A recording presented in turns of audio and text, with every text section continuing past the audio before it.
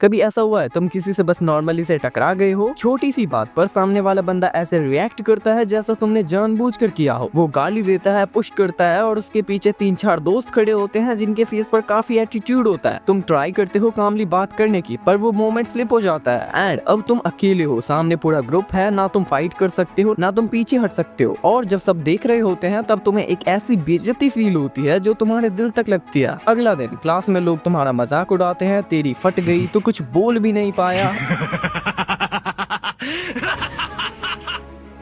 Even girls तक तुम्हें week समझने लगती है और तुम बस अंदर से ये सोच रहे होते हो कि अगली बार ऐसा हुआ तो मैं आगे से कैसे हैंडल करूंगा। एंड अगर तुम ऐसा कुछ सोच रहे हो तो ये वीडियो तुम्हारे लिए है। मैं तुम्हें सिखाऊंगा कैसे 1 से लेकर 4 लोगों तक के सिचुएशन में स्मार्ट और कंट्रोल रिएक्शन देना है, बिना शो ऑफ के, बिना ओवर रिएक्ट के और बिना रिस्क लिए। कैसे अपना माइंडसेट और ब्रीथिंग कंट्रोल करनी है, कैसे अपनी बॉडी पोजीशनिंग और सिंपल मूव से एडवांटेज लेना है और कैसे एनवायरनमेंट को अपना अलाइ बनाना है। और सबसे इम्पोर्टेंट, एक शॉर्ट प्रैक्टिस प्लान जिससे तुम्हारा रिएक्शन नेचुरली स्ट्रॉन्ग बन जाए। बट रिमेंबर, अगर सिचुएशन लाइफ थ्रेटनिंग हो तो escape is not cowardice, it's smart. लेकिन अगर कॉर्नर्ड हो तो तुम कामली फाइट कर पाओगे। एंड डोंट वरी, अगली बार तुम टारगेट नहीं बनोगे। Mindset and breathing control. सबसे पहला स्टेप, रिएक्ट मत करो, रिस्पॉन्ड करो। जब कोई तुम्हें बम्प करता है या प्रोवोक करता है, उस सेकंड में तुम्हारा रिएक्शन ही डिसाइड करता है कि तुम टारगेट बनोगे या नहीं। ज्यादा लोग या तो फ्रीज कर जाते हैं या इंस्टेंटली एग्रेशन में आ जाते हैं। दोनों ही गलत है। क्यों? क्योंकि जब तुम फ्रीज करते हो सामने वाला सोचता है ये डर गया, और जब तुम ओवर रिएक्ट करते हो वो तुम्हें इजीली मैनिपुलेट कर लेता है। तो सॉल्यूशन क्या है? Breathing control. एक डीप ब्रीथ लो, सिर्फ एक। ये तुम्हारी बॉडी को काम सिग्नल देता है। शोल्डर्स रिलैक्स करो, आंखों से कांटेक्ट रखो और अपनी वॉइस लो और क्लियर रखो। ऐसे मोमेंट्स में लाउड बोलना स्ट्रेंथ नहीं दिखाता, कंट्रोल दिखाता है। बस इतना सिंपल सा स्टेप, एक ब्रीथ और एक आई कांटेक्ट 50% सिचुएशन न्यूट्रल कर देता है। अब तुमने अपना कंट्रोल दिखाया, पर बॉडी का पोजीशन भी इक्वली इम्पोर्टेंट है। अगर तुम्हारा स्टैंस गलत है, एक सिंपल पुश भी तुम्हें ऑफ बैलेंस कर देगा। अब अगले पार्ट में देखते हैं कैसे खड़े होना है और कैसे मूव करना चाहिए ताकि तुम सेफ भी रहो और स्ट्रॉन्ग भी दिखो। Second, positioning and small move. अब मान लो सामने वाला बंदा अभी भी ट्राई कर रहा है तुम्हें डोमिनेट करने का। यहाँ एक छोटी सी ट्रिक काम करती है, एंगल और स्पेस। कभी भी सीधा सामने मत खड़े हो, थोड़ा सा साइड एंगल लो, जैसे तुम्हारा एक शोल्डर आगे हो और एक पीछे। इससे तुम्हें 2 फायदे मिलते हैं। पहला, अगर बंदा पुश करे तो तुम ऑटोमेटिकली बैलेंस में रहते हो। दूसरा, तुम्हारे पास मूव करने के लिए जगह होती है, लेफ्ट या right.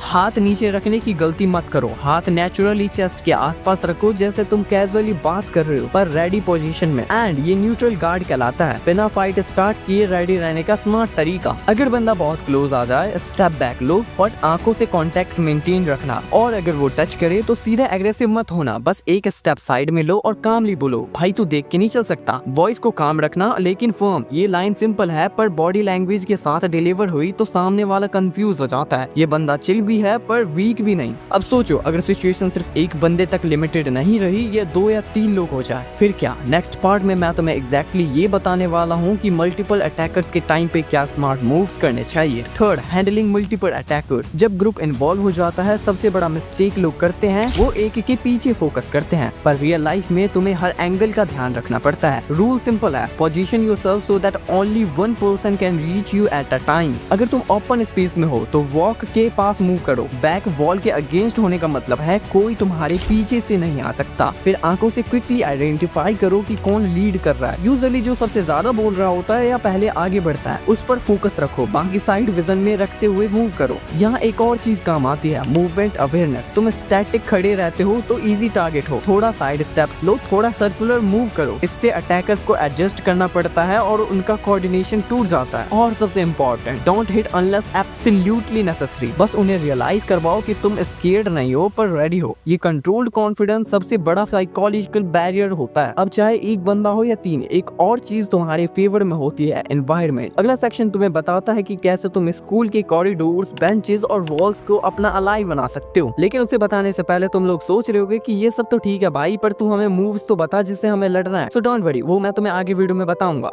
Fourth, using environment smartly. Environment तुम्हारा साइलेंट वेपन है। कॉरिडोर्स नैरो होता है, benches benches, walls, bag racks, सब कुछ स्ट्रेटेजी बन सकता है। एग्जाम्पल, अगर बंदा सीधा आ रहा है, बेंचेस के साइड शिफ्ट हो जाओ, उसका स्ट्रेट पाथ मत दो, बेंच तुम्हारे और उसके बीच का एक बैरियर बन जाता है। अगर कोई ग्रुप आ रहा है तो कॉर्नर चूज करो जहाँ तुम्हारा एक ही साइड ओपन हो, ताकि तुम्हें हर एंगल से अटैक ना हो। वॉल के पास होने का एक और एडवांटेज है, तुम्हारे बैलेंस स्ट्रॉन्ग रहता है, कोई पुश करे तो वॉल सपोर्ट देती है, तुम फिर से पोजीशन ले सकते हो। और हाँ, तुम्हारा बैग भी शील्ड बन सकता है, शोल्डर से उतार के फ्रंट में रखो, ये डिस्टेंस क्रिएट करता है और सामने वाले को कंफ्यूज करता है। अब जब तुमने सिचुएशन और एनवायरनमेंट दोनों कंट्रोल कर लिया है तो बचा है सिर्फ एक स्टेप, प्रैक्टिस। अगला पार्ट में मैं एक शॉर्ट डेली प्लान दूंगा जिसे तुम घर या जिम में प्रैक्टिस करके रियल कॉन्फिडेंस बिल्ड कर सकते हो। Fifth, practice plan, home plus gym. Confidence का कोई शॉर्टकट नहीं होता, मानो या ना मानो, प्रैक्टिस ही उसका फाउंडेशन है। या मैं तुम्हें बस सिंपल 10 मिनट का डेली प्लान दूंगा जो तुम्हें फिजिकली और मेंटली रेडी रखेगा। Step 1, mirror drill. मिरर के सामने खड़े हो न्यूट्रल गार्ड पोजीशन में, आई कांटेक्ट मेंटेन करते हुए कामली वॉच योर स्टेप बोलो। ये तुम्हारा वॉइस कंट्रोल और एक्सप्रेशन ट्रेन करेगा। Step 2, balance and ankle. एक लाइन फ्लोर पे खींच लो या टेप लगाओ, उस पे स्टैंस प्रैक्टिस करो, एक शोल्डर आगे एक पीछे, वेट इवनली डिस्ट्रीब्यूटेड। तो लेफ्ट और राइट साइड स्टेप लो बिना बैलेंस लूज किए। Step 3, reaction time. किसी फ्रेंड को बोलो कि रैंडमली पुश करे या हैंड रेज करे, तुम्हारा काम है सिर्फ साइड मूव और डिस्टेंस मेंटेन करना बिना अग्रेशन।